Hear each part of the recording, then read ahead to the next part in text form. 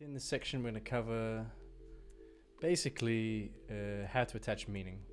So there's four key areas that we're going to talk through. The first is semiotics and computer icons, part of semiotics, signifiers and signified, and the final aspect of this all, which is user testing. So how to actually test if the meaning that you're placing within your icons is working. So first thing, this is a bit of a lengthy one, but we'll get through it.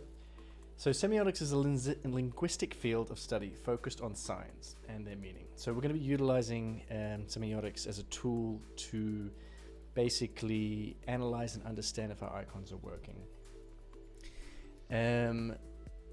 So we're going to look at how they install meaning and inversely how we test for them. This is very, very important. This is the reason why we're even bothering with this. So we'll go to the next thing. Wonderfully slow. Right, part of semiotics has a two-part relationship. So it has a signifier and the signified. So in our case, we're using the signifier as the computer icon and the signified meaning what's actually being communicated to the user. Now, previously we talked about the idea of a three-part relationship of computer iconography. And we talked about the idea of a function, or the case of a goal, meaning what we want to communicate to a user, and then a computer icon that achieves that goal through an idea and a drawing. Now within semiotics, we're going to be using the first part, which is the signifier. So the computer icon itself is the signifier, and we talked about the three types of icons that exist before, which is resemblance, reference, and arbitrary icons. And then the second part of the relationship, which is the signified. This means, of course, how is this communicated to users? So what do users think the icon does? What is the interpretation? And we'll talk about the concepts of literal and figurative as far as the deciphering of an icon. So first thing, let's get into signifiers. So in semiotics, signifiers are anything that conveys meaning. In computer iconography, we're talking about the visual spectrum, obviously. So seen, heard, gestured, in our case, seen, basically, image or pattern. So the signifier, the three parts that we talked about before were resemblance icons, reference icons, and arbitrary icons. And as you can see between these three here, resemblance looks like a woman, looks like a man. So the looks like icons. We have the reference icon, might mean. So a female shoe might mean woman, a male shoe might mean man. And then we have the arbitrary icons, which are basically symbols, which I learnt it means, so this symbol I learnt it means woman, this symbol I learnt it means man. So it's the signifier part of the semiotics. And then the next, the signified. Now this is where it gets interesting and can be the thing that can help us try and understand how users are thinking and also how we think about it. So there's two parts of this. There's the literal and the figurative. So literal is exactly that. It looks like this, it is this. So again, the home icon. And then the figurative basically covers everything else. And there's many tools in the figurative that we can use and utilize to try and make an icon come across as doing something either very obvious or particularly difficult. So in the signified, we've broken it into the two areas, which is the literally implied. So exact resemblance. What is the literal meaning of a sign in contrast to what are the feelings or ideas that sign might suggest? This is the contrast.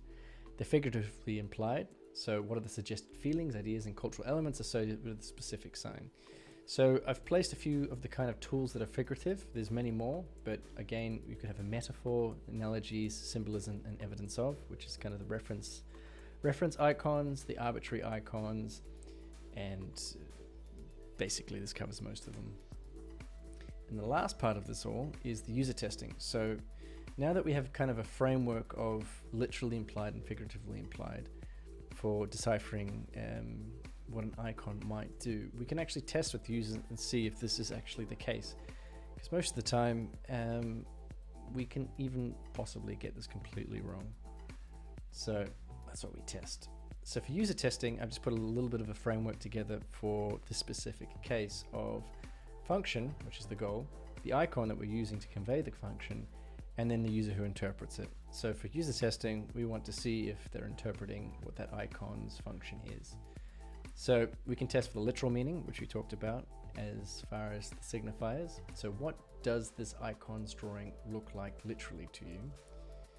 Figurative, what does this icons drawing remind you of? And the functional purpose, which is actually the goal. What do you think this icons function is? So these two here are basically how we draw something. So are we succeeding in our drawing? And the last one is, are we succeeding in conveying its function? So this is kind of the kicker for testing out icons here. And within the exercise, we can go into it in a little bit more detail of testing it and figuring out if your icons that you're drawing and creating are actually working. So in summary, semiotics and computer iconography. Within semiotics, there are two concepts. There is the signifier and the signified. What the signifiers are, it's any kind of gesture, but in our case, again, image, pattern, perhaps. And the signified, basically what is literally conveyed or figuratively implied. So, and we're going to take these two concepts and in user testing, what are people really understanding when it comes to deciphering your icons? This is not normally done, but this is kind of the thing that needs to be done, I think, a lot of times with icons. So at least we have a framework for testing this out. So that's icon meaning and interpretation.